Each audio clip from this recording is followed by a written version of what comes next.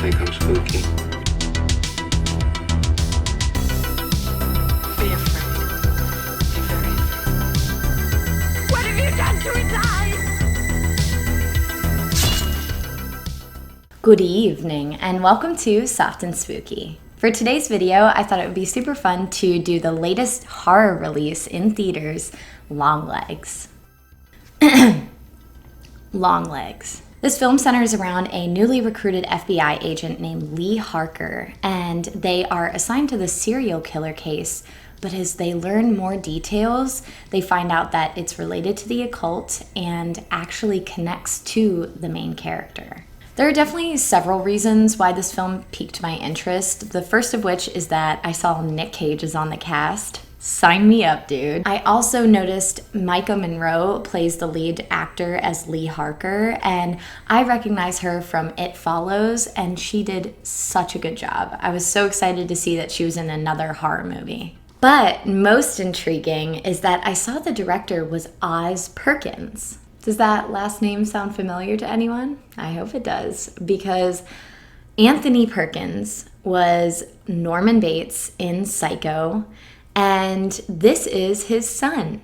I also recognized him from Legally Blonde. He was the really tall, nice one, and I was just like, oh, wow, I didn't even know he directed. Before I get into the meat of this video, I did just want to let you know that there are going to be spoilers, but I'm going to reserve them for the end of the video so you can get plenty of heads up and warning in case you do end up wanting to see this film.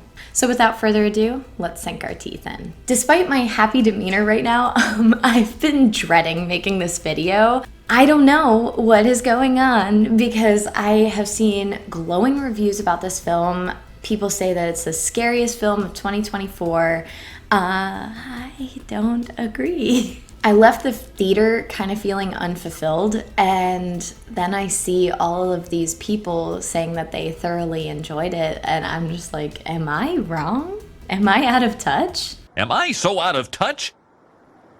No, it's the children who are wrong. The beginning scenes are clearly set back in time in snowy Oregon, and it's filmed in this 1-to-1 aspect ratio, and it is super grainy, and it almost kind of feels like it was filmed on Super 8 film. I think that the early scenes in this film are beautifully shot, both in composition and in style, and I think that the direction and the cinematography are really the bright parts of this film.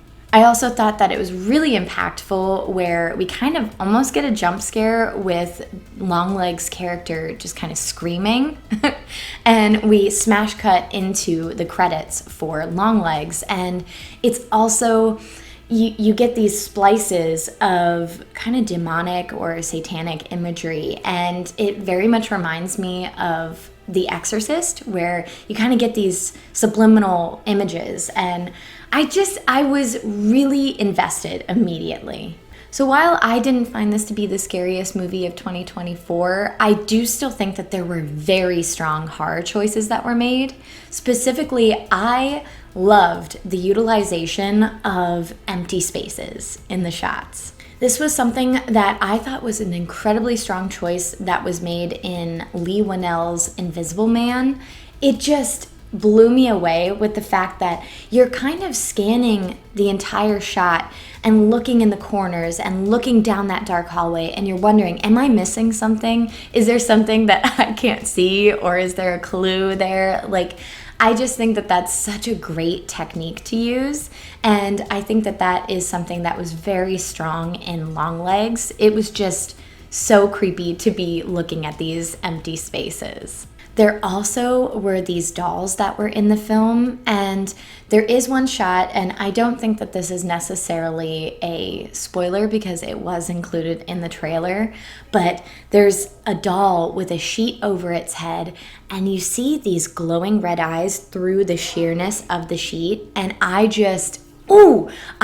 think I even mumbled to myself. I was like, I like that. Overall, I'd say I was pretty pleased with the casting. I think that Micah Monroe created this kind of unsettling feeling with her, like something was a little bit off, and I think it actually made a lot of sense with her character, so grade A with that one. Another surprising casting choice was seeing Kiernan Shipka in this. I have pretty much only seen her in The Chilling Tales of Sabrina, and I loved her performance in this. She portrays one of the surviving members of a family that was killed in one of the Longlegs serial killings, and when she is visited, she has this really interesting speech pattern that kind of reminds me of like Old English, and it's so hard to describe. I don't know. She speaks in this very old type of way that kind of sounds like Shakespeare or like old school Bible text. And it was really interesting and unique. And I thought that she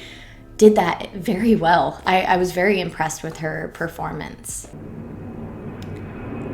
There's a plane. I don't know if you guys can hear that. It's flying low.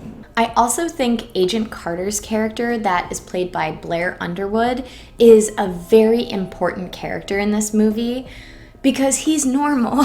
There are a lot of characters in this movie that are kind of eccentric, or they have quirks to them, or they seem slightly off. And I think that if every single character in this movie was like that, it would be very hard, or it would be hard to find this script believable. But I think that he plays the very important role of grounding the film. I think that if everyone was quirky, or if everyone was kind of weird, it would feel more like a Portlandia sketch or something.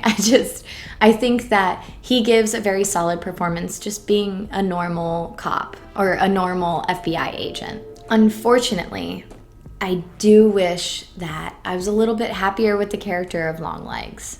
I think that the first glimpses of this character were expertly done. I think it built this kind of curiosity, and I wondered, like, what is going on here? You get this unsettling taste of our villain, and I think that it was very smart to include only a little bit of the actor's face with these prosthetics. And honestly, the actor was unrecognizable.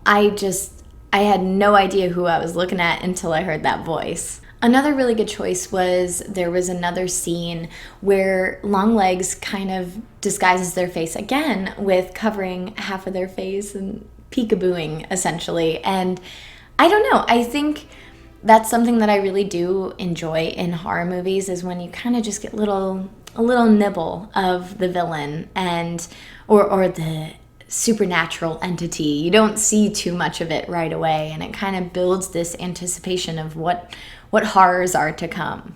Unfortunately, it was when I did actually get a good look that I wasn't super happy. The prosthetics just felt kind of cheap looking. Like, it looked like something that I would pick up at Spirit Halloween, and just really sloppily applied, and it looked like they just brushed across like paint or foundation across it, and it looked like you could see the streaks. I didn't know what I was looking at. It didn't look like skin, that's for sure. And I'm not sure if that was intentional, but they were very obvious prosthetics. I also wonder if the application of those prosthetics was what contributed to my inability to understand what he was saying. I genuinely had no idea what he said after some of those lines, and it sort of reminded me of like this video that I saw where it's when old people come up to you and they just say something unintelligible, and you just kind of have to nod awkwardly and be like, yeah, okay.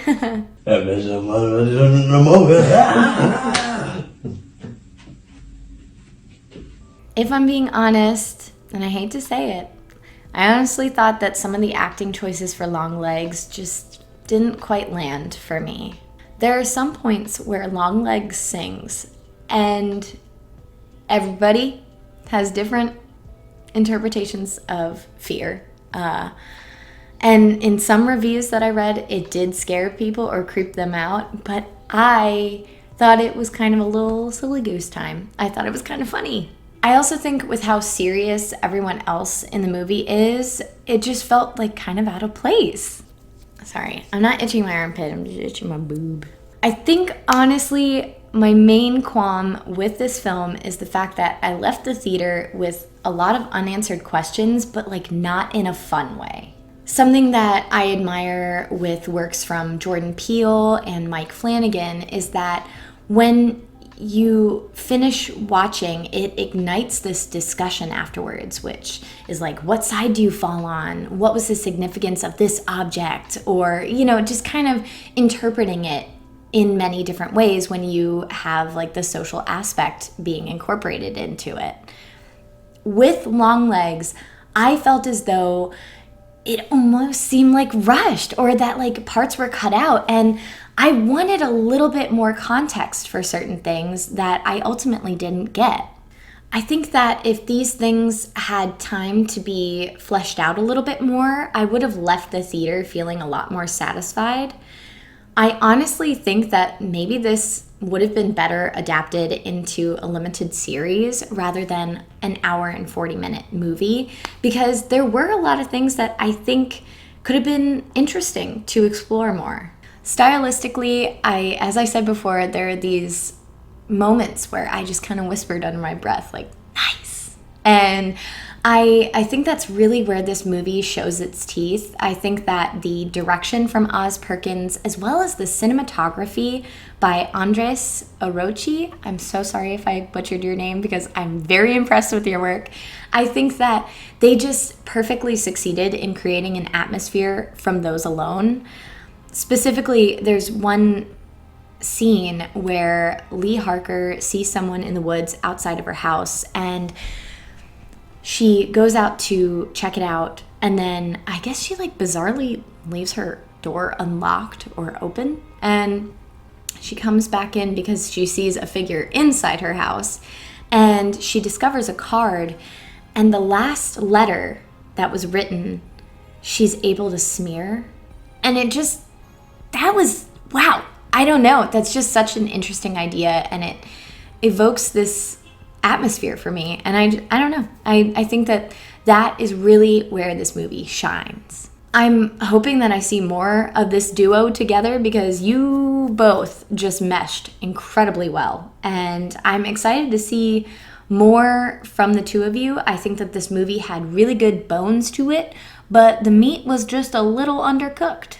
So with that, let's get down to the dirty work and discuss my spoiler-filled thoughts. If you don't want any spoilers, feel free to click out of this video, but don't forget to like and subscribe to help my channel reach 500 subscribers.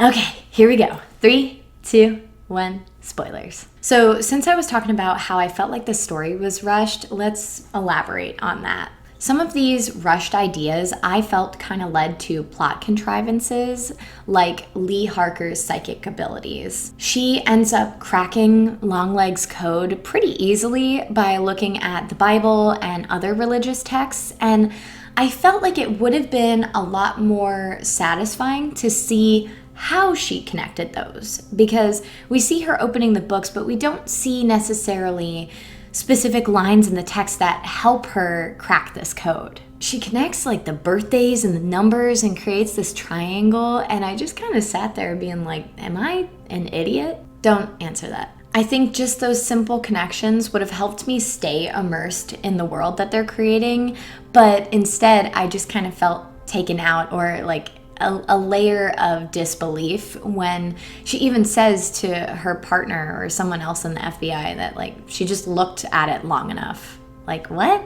Yes, we do find out that the reason that Lee is able to make these cracks in the case is the fact that her family was propositioned in the same way that these other families were propositioned, and it created this connection to the cases. But even with the connection, I'm still not 100% sure like how she drew those conclusions. I still don't understand why after all this time there was that surviving member of one of the families, played by Kiernan Shipka, why Longlegs told her to kill herself. And it didn't really seem to have that much significance on the chain of events afterwards, so I just kind of left there wondering like, why? What was the point of her character? I also have to talk about Nick Cage's performance as Longlegs. His introduction with the part of his face, as well as his scene in the hardware store, I think that those were effective because we didn't see too much. It's honestly so ironic because in my review of the movie Renfield, I was begging on my hands and knees for just like a more of Nick Cage and more goofiness and weirdness and off the wall craziness. And in this movie, I'm like, oh no, reel it in, please. There are times where he's singing and it's almost in this falsetto that like sounds kind of like the Bee Gees. Let me in now, and it can be now.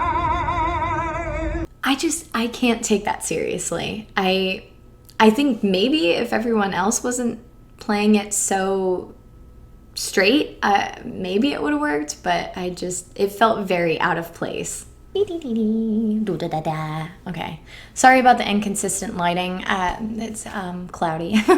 For me, as I was kind of saying in the spoiler-free part of this, I just think that there were some things like the plot as well as certain characters were just not developed well enough. Throughout the movie, there is this theming that is centered around birthdays, specifically ones that take place on the 14th, I believe.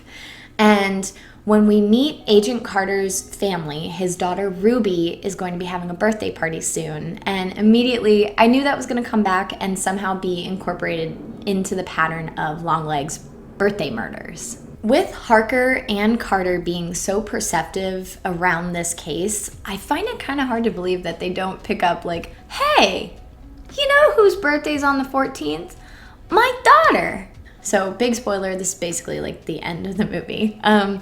Agent Carter ends up having one of those dolls being brought into his house, which is, I'll get into a little bit later, but they're basically what invites evil into the house, and it kind of has this effect over the father figure and makes them kill their family. So the doll is brought in for his daughter Ruby's birthday, and he ends up killing his wife. And I think it's unfortunate because even though like he is the straight character or like the more like grounded character, you don't really experience much of his family, so I don't feel like there was much emotional payoff. Like I was just kind of like, bummer, the mom died. Oh, that's a shame. I will admit the main character, Lee Harker's mother, being Longlegs' accomplice was kind of a nice little twist going on there. I do remember, and I wish that it was on streaming so I could just like rewind and hear it again, but I could have sworn the first time or maybe the second time that Lee is on the phone with her mother, I swore I heard the words down low. And that's very interesting because we come to find out that Longlegs has actually been living in Lee's mother's basement, which is down low. The more that I think about it, I find it incredibly hard to believe that Lee did not once go down to the basement her whole life growing up. Like no curiosity at all. Come on. So essentially, the reason that Lee's mother became Longlegs' accomplice is that each of these families in the Longlegs pattern were given the choice. They could either accept the gift and kill their family, or they could get down to the dirty work and help Longlegs in these murders, and their child may live. So as Longlegs' accomplice, she would dress up as a nun and bring this lifelike replica of the daughter of the family into the home under the guise of it being a gift from the church. Still not sure I'd accept an unprompted lifelike version of my child from a church I don't go to, but to each his own. Though I don't want like a prequel or anything, because I do appreciate films that leave things open to interpretation, I do wish that I understood Longlegs' motivations a little bit more. What would have happened if all of the birthday murders would have been completed? Would that have brought about like the end of days? Or I guess I didn't clearly understand the stakes outside of like, oh, you know, it's a family getting murdered. Also, why now? And why was Harker's family special? Because as you look at the pattern, it's a family that includes a father, but we never see Lee Harker's father in the picture at all. I did see a theory that essentially like Longlegs was supposed to serve as the father in Harker's family, and that kind of relates to the title where, you know, the only other thing you think about with Longlegs is like Daddy Longlegs, the spider, but I still don't get it. As I said before, I think that the filmmaking for this was very refreshing and captivating. I think that Oz Perkins has a real eye for direction, and Andres Orochi really nailed the cinematography. There were moments where it kind of reminded me of like liminal spaces, where it's an otherwise busy location like streets and libraries, but in this moment it feels desolate and empty, and it evoked a lot of emotion just from the visuals, and I thought that was really nice. One thing that I absolutely can't fail to mention is just how happy and wonderful it felt to be in a full packed theater for a horror movie in 2024.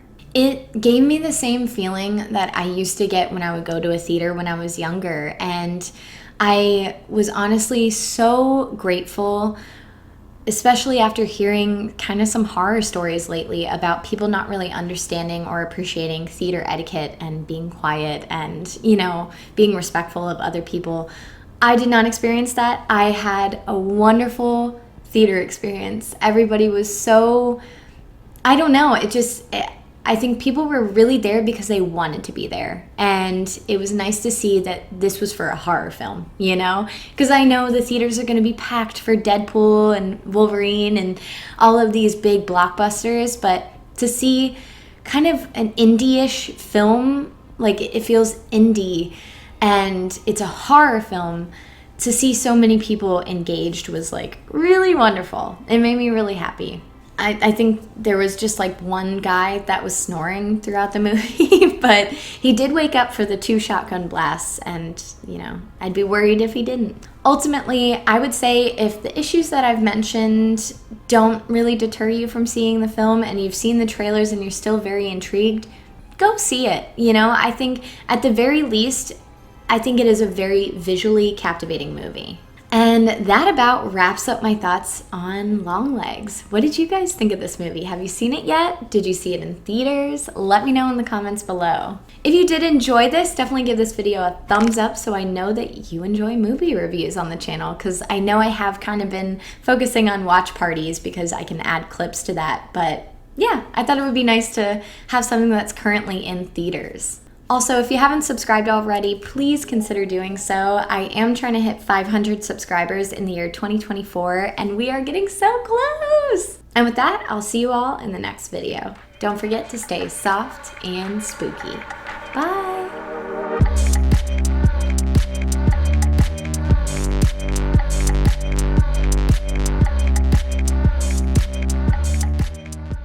You don't have any Snickers in your shopping cart. The neighborhood kids love Snickers on Halloween. Let me help you.